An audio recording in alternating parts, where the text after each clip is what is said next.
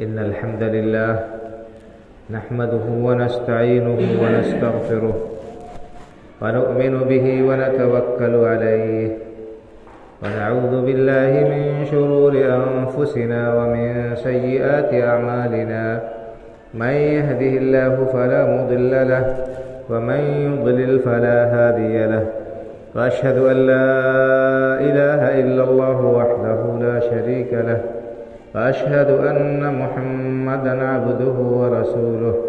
يا أيها الذين آمنوا اتقوا الله حق تقاته ولا تموتن إلا وأنتم مسلمون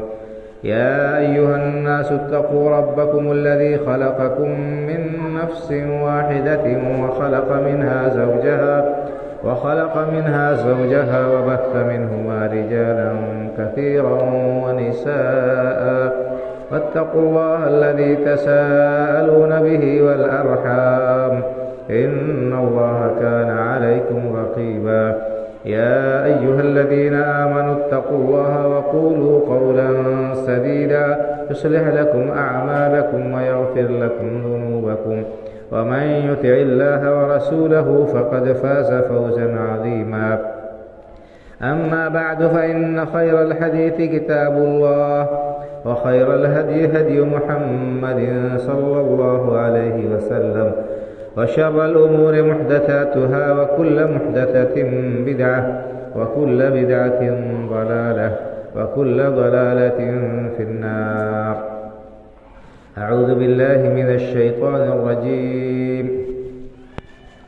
وما خلقت الجن والإنس إلا ليعبدون ما أريد منهم من رزق وما أريد أن يطعمون إن الله هو الرزاق ذو القوة المتين. رب اشرح لي صدري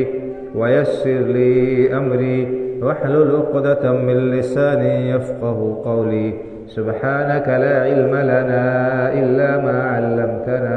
إنك أنت العليم الحكيم.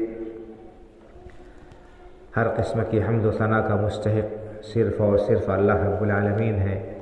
جو ہم سب کا خالق و مالک ہے، پروردگار و پالنہار ہے، اور وہی اکیلا عبادت کے لائق ہے. اس کے سوا کوئی بھی ہستی عبادت کے لائق نہیں. ہم اس پاک پروردگار کی حمد و ثنا بیان کرتے ہیں. بے شمار صلاۃ و سلام نازل ہو سید الاولین والآخرین، امام الانبیاء والمرسلین، شفیع المذنبین، جناب محمد رسول اللہ صلی اللہ علیہ وسلم پر، آپ کے آل اولاد و متبعین پر.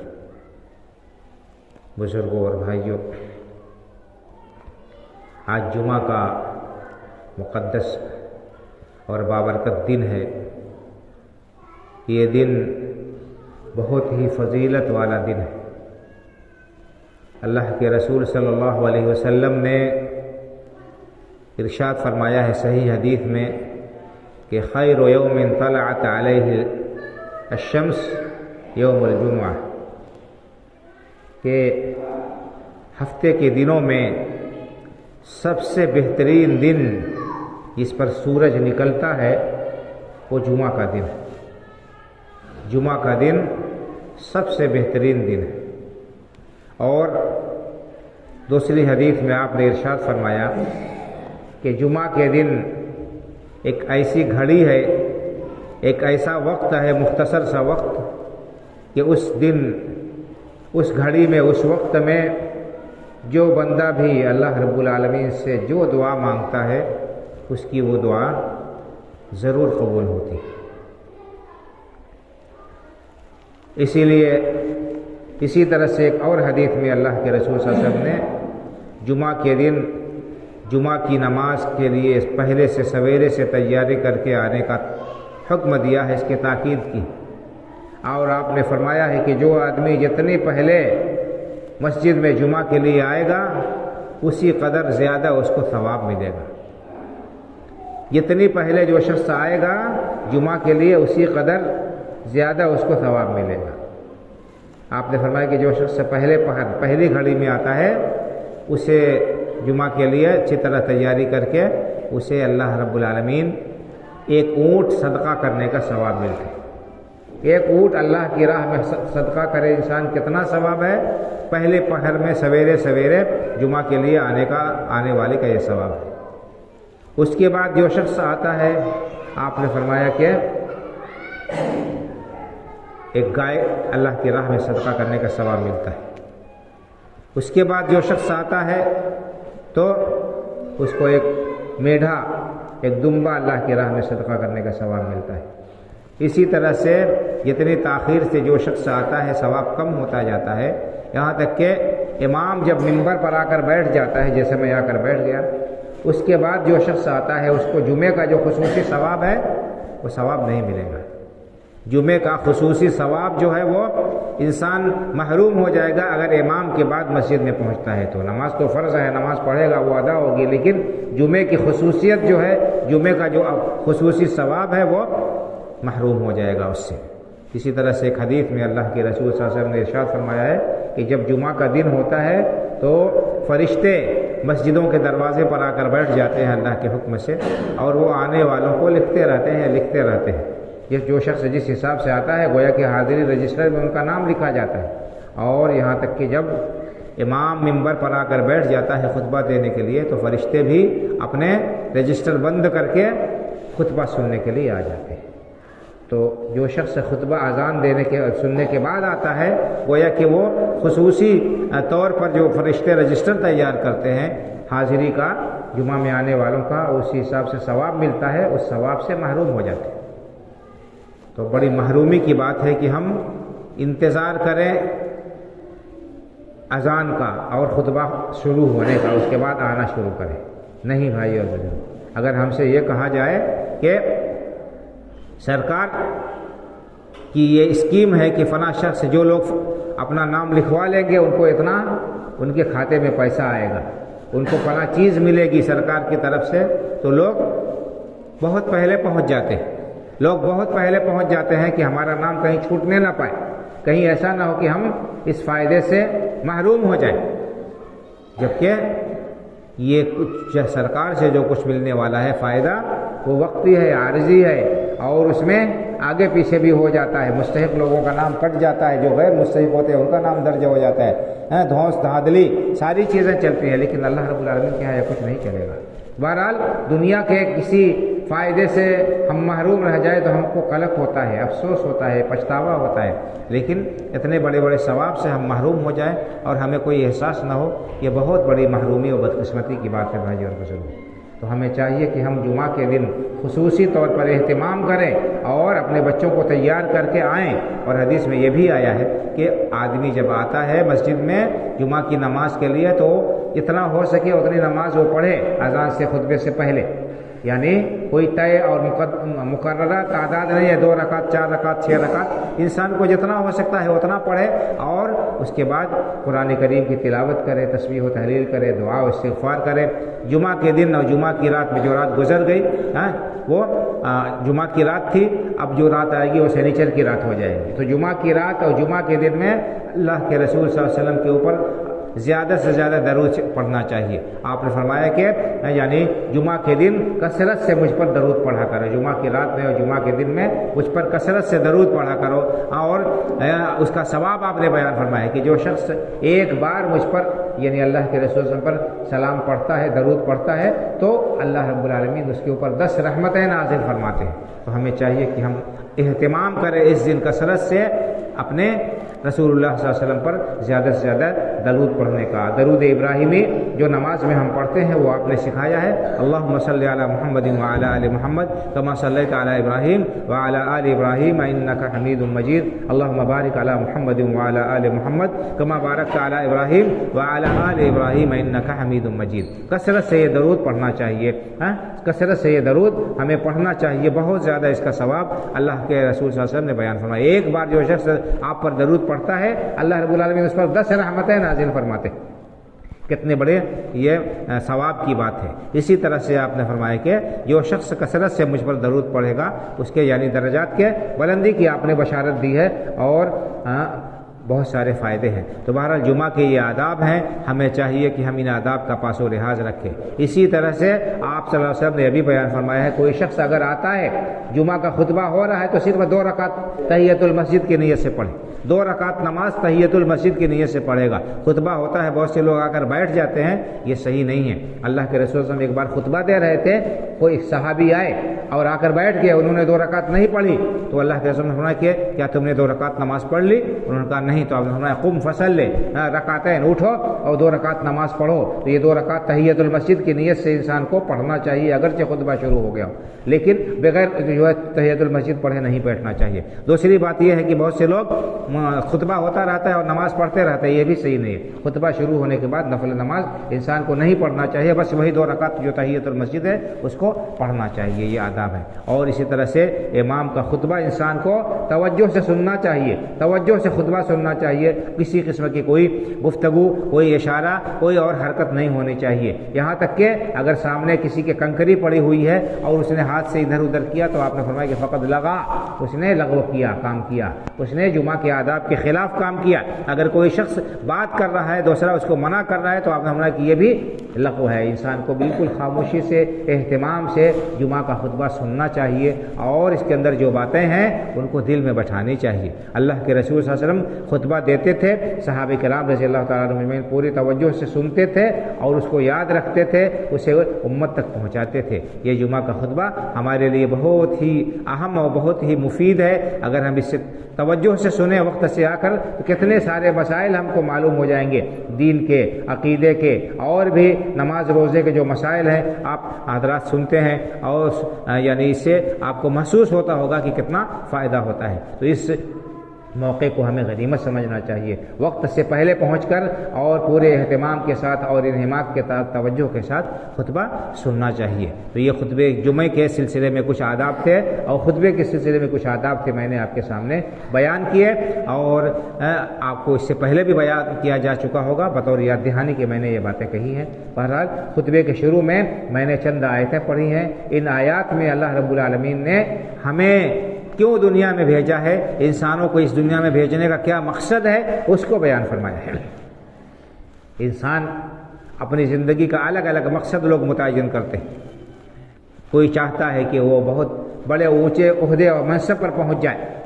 کسی کی خواہش ہوتی ہے کہ اس کے پاس میں ڈھیر سارے دولت اور سرمایہ ہو جائے، کوئی شخص کھیل کے میدان میں جو ہے بہت آگے بڑھنا چاہتا ہے، اپنا نام کرنا چاہتا ہے، کوئی شخص اور کسی میدان میں اپنے آپ کو کامیاب دیکھنا چاہتا ہے۔ دنیا میں اپنے آنے کا اور زندگی کا مقصد لوگوں نے الگ الگ متعین کر رکھا ہے، اور اسی مقصد کے تحت لوگ کام کر رہے ہیں اور اسی کے لیے محنت اور کوشش کرتے ہیں۔ پھر کوئی مقصد کسی کو حاصل ہوتا ہے، کسی کو نہیں حاصل ہوتا ہے، لیکن اللہ رب العالمین نے ہمیں کس مقصد سے دنیا میں بھیجا ہے، اور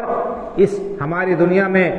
ہماری پیدائش کا مقصد کیا ہے۔ اللہ رب العالمین نے اتنی بڑی کائنات انسانوں کے لیے بنائی ہے، تو انسانوں کو کس لیے بنایا ہے، اس پر بہت سے لوگ توجہ نہیں دیتے اور اس کو جاننے کی بھی کوشش نہیں کرتے۔ میں نے آپ کے سامنے جو آیت پڑھی ہے کہ 27ویں پارے میں ہے، اللہ رب العالمین نے اس میں بتایا ہے کہ اس نے انسانوں کو کس لیے پیدا کیا، انسانوں کو دنیا میں بھیجنے کا مقصد کیا ہے، اللہ رب العالمین نے اس آیت کریمہ میں بیان فرمایا ہے۔ اللہ تعالیٰ کا ارشاد ہے، اعوذ باللہ من الشیطان الرجیم، وما خلقت الجن والانس الا لیعبدون، میں نے انسانوں اور جناتوں کو اسی لیے پیدا کیا ہے، ان کے اس دنیا میں پیدا کرنے اور بھیجنے کا مقصد یہی ہے کہ وہ میری ہی عبادت کرے، میری ہی توحید کو اپنائے اور اختیار کرے۔ تو ہمارے اس دنیا میں بھیجے جانے کا اور پیدائش کا اصلی مقصد یہ ہے، مقصد شرعی یہ ہے کہ ہم اللہ رب العالمین کی عبادت کریں، اسی کی بندگی کریں، اس کی توحید کو اپنائیں اور اختیار کریں۔ اور جو لوگ اللہ کی توحید کو اپنائیں گے، اختیار کریں گے اور اپنے پیدائش کا جو اصلی مقصد ہے اس مقصد کو وہ مد نظر رکھتے ہوئے اس کو حاصل کرنے کی کوشش کریں گے، اللہ رب العالمین کی طرف سے ان کے اوپر انعامات ہوں گے، اللہ کا احسان ہوگا، اللہ رب العالمین کا فضل و کرم ایسے لوگوں کے اوپر ہوگا، اور ان کو ہمیشہ ہمیشہ کی جنت میں انہیں داخل کرے گا، ہمیشہ کی کامیابی اور آرام اور جو ہے آسائش ان کا مقدر ہوگی۔ جو لوگ اپنی پیدائش کا مقصد اس دنیا میں بھول گئے اور دنیا کی رنگینیوں میں پھنس گئے، دنیا کی لذتوں میں مشغول ہو کر، دنیا کمانے میں لگ کر اپنے پیدائش کا جو مقصد ہے یعنی اللہ رب العالمین کی عبادت و بندگی اس کو فراموش کر دیا تو وہ لوگ خسارے میں رہیں گے، وہ لوگ گھاٹے میں رہیں گے۔ اللہ نے فرمایا کہ وما خلقت الجن والانس الا لیعبدون، میں نے انسانوں و جناتوں کو اسی لیے پیدا کیا صرف کہ وہ میری ہی عبادت کرے۔ ما اريد منهم من رزق وما اريد ان يطعمون، میں اللہ نے فرمایا کہ میں بندوں سے روزی کا طلبگار نہیں ہوں، میں یہ نہیں چاہتا کہ وہ مجھے کھلائے پلائے۔ اللہ رب العالمین کو کسی کی حاجت نہیں ہے، کسی کی ضرورت نہیں ہے۔ اللہ رب العالمین کی عبادت و بندگی ہم کریں گے تو ہمارا فائدہ ہوگا، اللہ رب العالمین کی شان میں کوئی اضافہ نہیں ہوگا اگر ہم سب کے سب لوگ اللہ کی عبادت و بندگی میں لگ جائیں۔ اور اگر سارے کے سارے لوگ گستاخی کریں، نافرمانی کریں، اللہ رب العالمین کے احکام کی، اس کے حکم کی خلاف ورزی کریں، تو اللہ رب العالمین کی شان میں کوئی کمی واقع ہونے والی نہیں ہے، بلکہ ہمارا ہی گھاٹا ہوگا، ہمارا ہی نقصان ہوگا اگر ہم نے اللہ رب العالمین کے احکام کو نظر انداز کر دیا۔ ایک حدیث پاک ہے، اللہ کے رسول صلی اللہ علیہ وسلم اس سے اللہ رب العالمین سے روایت کرتے ہیں، اللہ تعالیٰ نے فرمایا یا عبادی لو ان اولکم وآخرکم وانسکم وجنکم کانوا علی اتقى قلب رجل واحد منکم ما زاد ذلك فی الملک شیئا، اے میرے بندو، اگر سارے کے سارے انسان، سارے کے سارے جن جب سے آدم علیہ السلام کی تخلیق ہوئی ہے اور جب تک دنیا قائم ہے، اگر سارے کے سارے لوگ انتہائی متقی ہو جائیں، انتہائی پرہیزگار ہو جائیں اور میری دن رات عبادت کرتے رہیں، اس سے میرے ملک میں، میری حکومت میں، میری عزت میں کوئی اضافہ نہیں ہوگا۔ اللہ رب العالمین سب سے زیادہ معزز ہے اور اللہ رب العالمین ہمیشہ سے حاکم ہے اور اس کی حکومت پوری کائنات پر ہے۔ ساری کے ساری دنیا ایک انسان انتہائی متقی و پرہیزگار ہو جائے تو اللہ رب العالمین کی عزت میں کوئی اضافہ نہیں ہوگا، اللہ کی حکومت میں اس سے کوئی اضافہ نہیں ہوگا۔ یا عبادی لو ان اولکم وآخرکم وانسکم وجنکم کانوا علی افجر قلب رجل واحد منکم ما نقص ذلک من ملکی شیئا، اور اسی طرح سارے کے سارے انسان، سارے کے سارے جنات یہ سب مل کر اللہ رب العالمین کی نافرمانی کریں، اس کے نافرمان ہو جائیں، سرکش ہو جائیں، اس کے احکام کو فراموش کر دیں، تو اس سے اللہ رب العالمین کی حکومت میں کوئی کمی نہیں واقع ہوگی، اس کی حکومت کو کوئی خطرہ نہیں ہوگا، اس کی عزت اور اس کی شان میں کوئی کمی واقع نہیں ہوگی۔ آج ہمارے ہاں کیا ہے، حکومت ہوتی ہے، اگر عوام مخالف ہو جائے بادشاہ کی، اگر عوام کھڑی ہو جائے بادشاہ کے خلاف تو بادشاہ کی کرسی ہل جاتی ہے، حکومت گر جاتی ہے، اور اگر بغاوت پر آمادہ ہو جائے تو پھر بادشاہ کو پناہ نہیں ملتی ہے اپنے ملک میں۔ ہم اور آپ دیکھتے ہیں کہ بہت سارے ممالک میں ایسا ہوا ہے کہ بادشاہت کئی سال، دسیوں سال لوگوں نے کی، اس کے بعد انقلاب آیا اور حکومت کا تختہ پلٹ گیا تو ان کو اپنے ملک میں پناہ نہیں ملی، پھر انہیں اپنا ملک چھوڑ کر بھاگنا پڑا، دوسرے ملک میں ان کو پناہ لینی پڑی، اور اسی طرح سے دوسرے ملک میں جا کر انہیں کیا ہے، وہیں پر انہیں ان کی موت آئی اور وہیں پر جو ہے پردیس ہی میں ان کی قبر بنی۔ تو اللہ رب العالمین کے ساتھ ایسا کوئی معاملہ نہیں ہے، اگر سارے کے سارے لوگ اللہ کے باغی ہو جائیں، نافرمان ہو جائیں، سرکش ہو جائیں تو اس سے اللہ کی شان میں کوئی کمی واقع ہونے والی نہیں ہے، ہاں بلکہ نقصان ہمارا ہوگا، خسارہ ہمارا ہوگا، گھاٹے میں ہم رہیں گے اور آفتیں مصیبتیں ہمارے اوپر آئیں گی، اللہ رب العالمین کے عذاب کا شکار ہم ہوں گے۔ اس لیے بھائی اور بزرگوں، اللہ رب العالمین ہمیں اگر توفیق دیتا ہے سجدہ کرنے کی تو ہمیں اللہ کا شکر ادا کرنا چاہیے اور اس کو قبول کرنے کی دعا کرنا چاہیے، اور اگر توفیق نہیں ملتی ہے ہمیں تو ہمیں رونا چاہیے اپنے حالات پر اور افسوس کرنا چاہیے کہ جو ہماری پیدائش کا مقصد ہے اسی مقصد کو ہم فراموش کیے ہوئے ہیں اور اس سے ہم دور ہو چلے ہیں۔ اس میں ہمارا ہی گھاٹا ہے، ہمارا ہی نقصان ہے، ہمارا ہی خسارہ ہے۔ اگر ہم سوچیں تو ہمارے لیے اسی میں خیر اور بھلائی ہے، دنیا کی بھی اور آخرت کی بھی، کہ ہم اللہ رب العالمین کی عبادت اور اس کی بندگی کرتے رہیں اور اسی عبادت اور بندگی میں اپنی زندگی گزار دیں اور اللہ رب العالمین کے بندے بن کر رہیں اور اس کی جو ہے رحمت اور اس کی مغفرت کے، اس کی جنت کے طلبگار رہیں۔ تو یہ آیت کریمہ ہمیں اچھی طرح ذہن نشین رکھنی چاہیے کہ ہمیں اللہ رب العالمین نے اس دنیا میں کس لیے بھیجا ہے۔ اللہ تعالیٰ نے فرمایا وما خلقت الجن والانس الا لیعبدون، میں نے جن و انس کو اسی لیے پیدا کیا ہے تاکہ وہ میری ہی عبادت کریں، میری ہی بندگی کریں، میرے ساتھ کسی کو عبادت میں شریک نہ کریں۔ اور اسی طرح سے اگر اللہ رب العالمین کی طرف سے توفیق ملتی ہے اس پر اللہ کا شکریہ ادا کرے کہ اللہ تعالیٰ نے ہمیں اس بات کی توفیق دی۔ کسی قسم کا جو ہے غرہ، کسی قسم کا غرور اور دھوکہ اپنی عبادت پر نہیں ہونا چاہیے کہ اللہ نے توفیق دی ہے تو، کیونکہ اگر انسان کے دل میں تکبر آ گیا، غرور آ گیا اور اس نے اپنے آپ کو کچھ سمجھ لیا کہ ہم کچھ ہیں، تو سمجھ لیجئے کہ وہیں سے معاملہ خراب ہو جائے گا۔ ابلیس کو دیکھ لیجئے کتنا بڑا عبادت گزار تھا، لیکن اس کے اندر تکبر آ گیا اور اس کے اندر حسد آ گیا، اس کا کیا انجام ہوا؟ اللہ کے پیغمبروں کا قرآن کریم میں اللہ رب العالمین نے تذکرہ کیا ہے کہ وہ اللہ رب العالمین سے روتے تھے اور گر گراتے تھے اور بڑے سے بڑا عمل کر کے پھر اللہ رب العالمین سے قبولیت کی دعا کرتے تھے، یہ پروردگار ہمارے اس عمل کو قبول کر لے۔ حضرت ابراہیم علیہ السلام جو خانہ کعبہ بنانے والے ہیں، معمار کعبہ ہیں، ان کی دعا قرآن میں اللہ رب العالمین نے نقل کی ہے، ربنا تقبل منا انک انت السمیع العلیم۔ اے ہمارے پروردگار، ہماری اس خدمت کو ہم نے تیری عبادت کے لیے تیرا گھر بنایا ہے، خانہ کعبہ کی ہم نے تعمیر کی ہے، اے پروردگار تو ہم سے ہماری اس عبادت کو قبول کر لے۔ دیکھیے، اور اسی طرح سے دیگر پیغمبروں کا بھی تذکرہ ہے کہ وہ اللہ رب العالمین سے دعا کرتے تھے، اللہ رب العالمین سے ڈرتے رہتے تھے، اللہ رب العالمین سے دعا کرتے تھے اللہ رب العالمین ہماری عبادات کو قبول فرما لے۔ خود ہمارے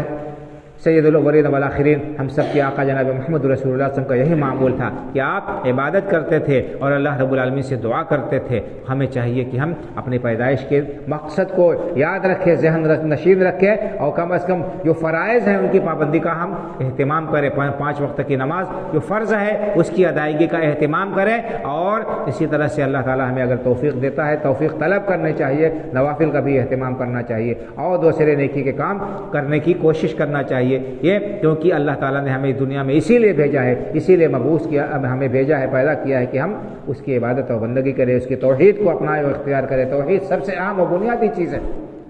اگر انسان کے عمل میں توحید نہیں ہے، ہر عمل صرف اللہ رب العالمین کے لیے نہیں کرتا ہے بلکہ اس میں دوسروں کو بھی شامل کرتا ہے، اللہ کے علاوہ دوسروں کی بھی خوشنودی چاہتا ہے، تو اس کا عمل اس کے منہ پر مار دیا جائے گا، یہی شرک کہلاتا ہے۔ اللہ رب العالمین کو شرک ہرگز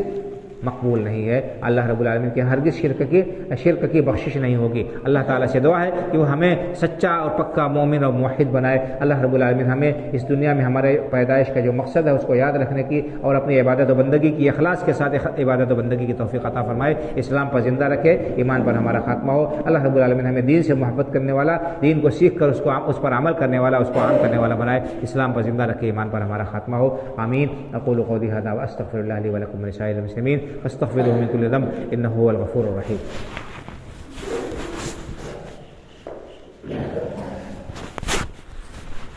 ان الحمد لله نحمده ونستعينه ونستغفره ونؤمن به ونتوكل عليه ونعوذ بالله من شرور انفسنا ومن سيئات اعمالنا، من يهده الله فلا مضل له ومن يضلل فلا هادي له، وأشهد أن لا إله إلا الله وحده لا شريك له، وأشهد أن محمدا عبده ورسوله، إن الله وملائكته يصلون على النبي، يا أيها الذين آمنوا صلوا عليه وسلموا تسليما، اللهم صل على محمد وعلى آل محمد كما صليت على إبراهيم وعلى آل إبراهيم إنك حميد مجيد، اللهم بارك على محمد وعلى آل محمد كما باركت على إبراهيم وعلى آل إبراهيم إنك حميد مجيد، اللهم انصر من نصر دين محمد صلى الله عليه وسلم واجعلنا منهم، واخذل من خذل دين محمد صلى الله عليه وسلم ولا تجعلنا منهم۔ عباد الله رحمكم الله، إن الله يأمر بالعدل والإحسان وإيتاء ذي القربى وينهى عن الفحشاء والمنكر والبغي يعظكم لعلكم تذكرون، فاذكروا الله يذكركم وادعوه يستجب لكم ولذكر الله أكبر والله يعلم ما تصنعون۔